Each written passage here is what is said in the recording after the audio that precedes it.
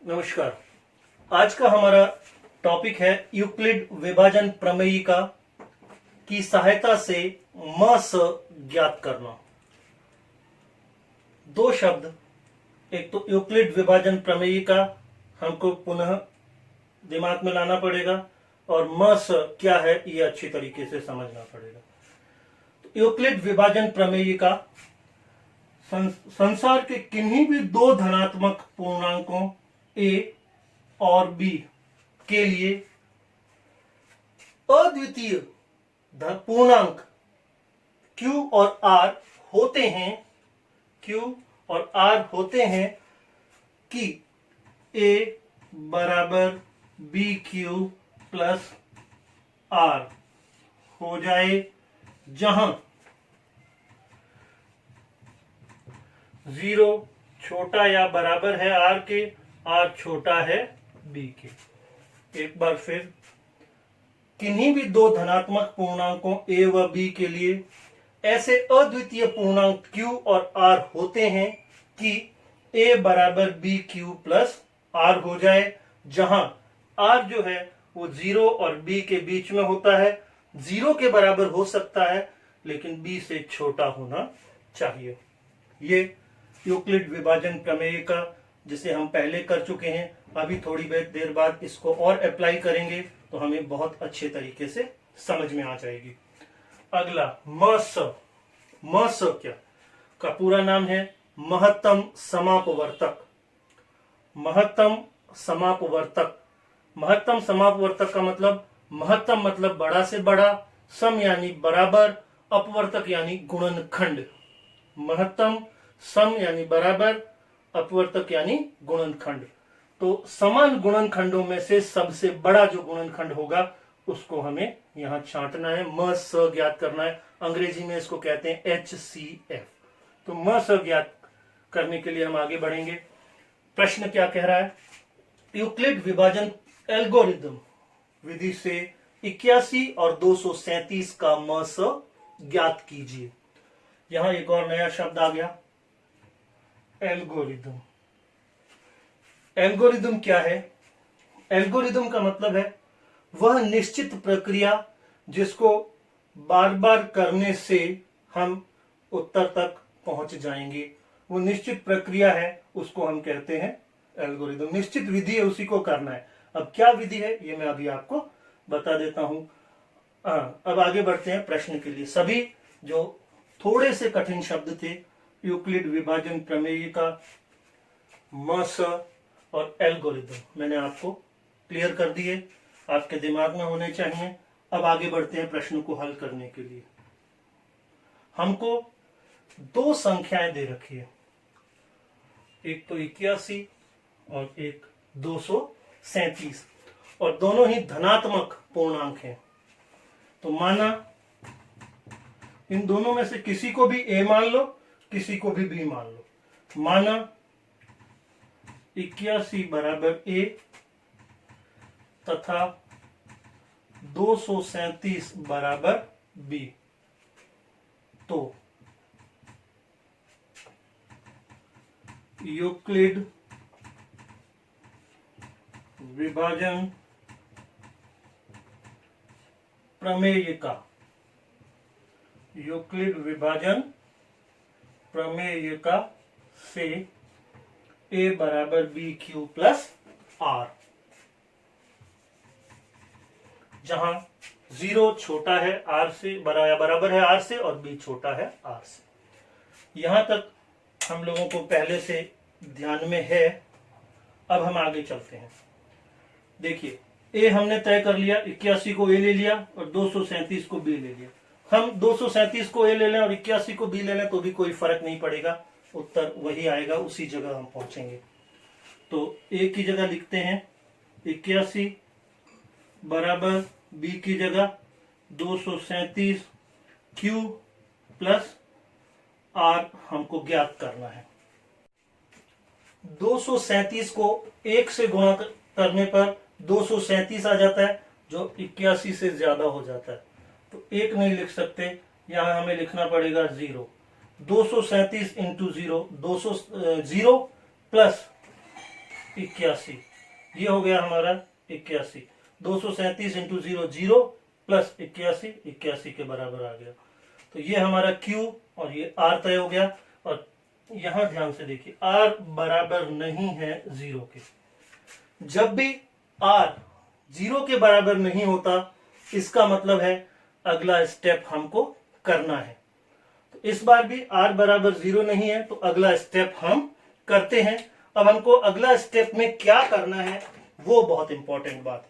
अगले स्टेप में क्या होगा, जो B है वो A बन जाएगा और जो R है वो B बन जाएगा। एक बार फिर बोल रहा हूं, जिस भी स्टेप में R बराबर 0 के नहीं हो तो अगला स्टेप होगा, और अगले स्टेप में क्या होगा, जो B है वो A बन जाएगा और जो R है वो B बन जाएगा, और आगे की प्रक्रिया प्रारंभ हो जाएगी।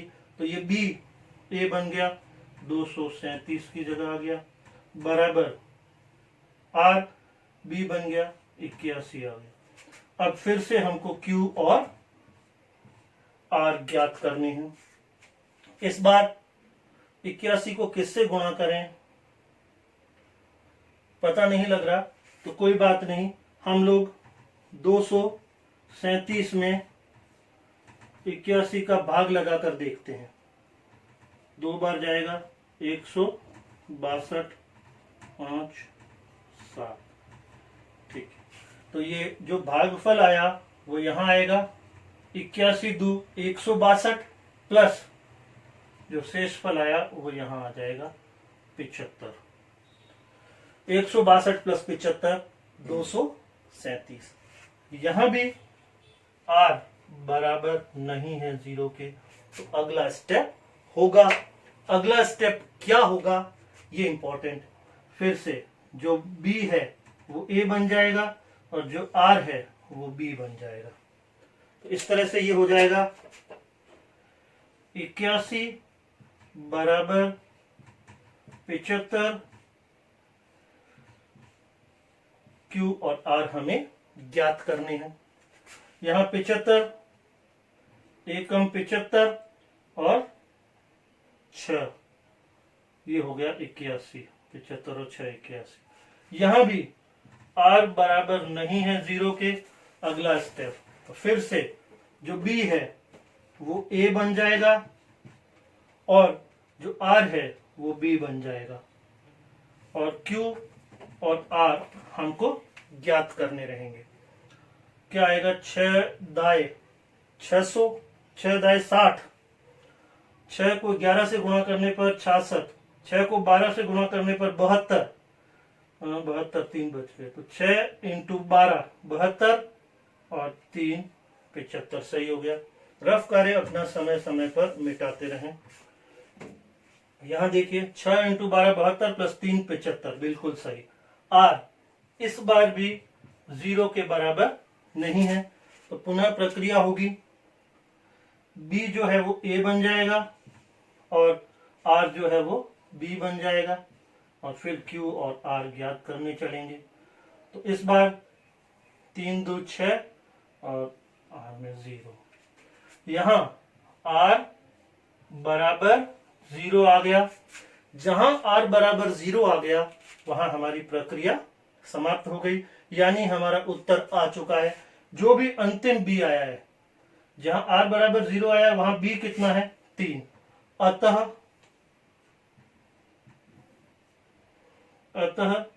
म स किसका, 81, 237 का म स बराबर 3। ये हमारा जो प्रश्न दिया गया था उसका उत्तर।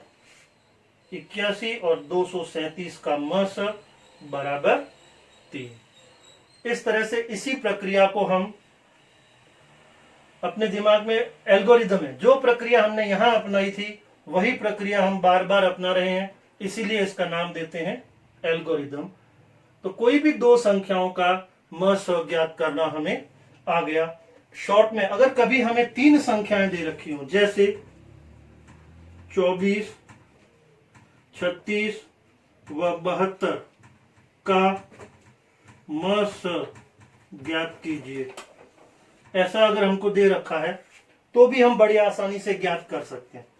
लेकिन प्रॉब्लम ये होगी कि यूक्लिड विभाजन प्रमेयिका में तो ए और बी ही है दी गई संख्या है, तो सी तीसरी है नहीं, तो क्या करें? कुछ नहीं, तकलीफ नहीं। पहले इन दो संख्याओं का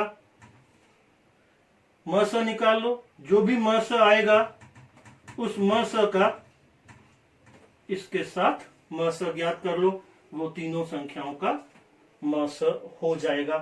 तो एक बार फिर मैं वापस याद दिलाता हूं, जो दी गई संख्याएं हैं उनमें से किसी को भी ए ले लो, किसी को भी बी ले लो, फिर विभाजन प्रमेयिका से Q और R ज्ञात करते चलो जब तक R बराबर 0 नहीं आता, आगे बढ़ते रहेंगे। जो B है वो A बनता रहेगा, जो R है वो B बनता रहेगा, और जैसे ही R बराबर 0 आ जाता है हमारा एल्गोरिदम प्रोसेस विधि खत्म हो जाती है, और वहां जो भी B होगा वो हमारा म स होगा। म स 81 और 237 का 3। इसी प्रकार कभी हमें 3 संख्याएं दे रखी हों या 4 दे रखी हो तो भी हम बड़ी आसानी से कर सकते हैं।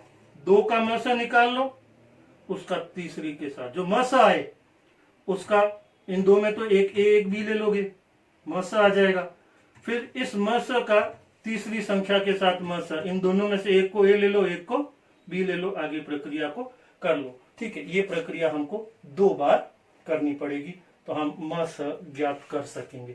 इस तरह के प्रश्न 2-3 प्रश्न अपने घर जाकर के जरूर अपने हाथों से करें, तो इस प्रक्रिया में यूक्लिड विभाजन प्रमेयिका की सहायता से म स ज्ञात करने में आप एक्सपर्ट हो जाएंगे। धन्यवाद।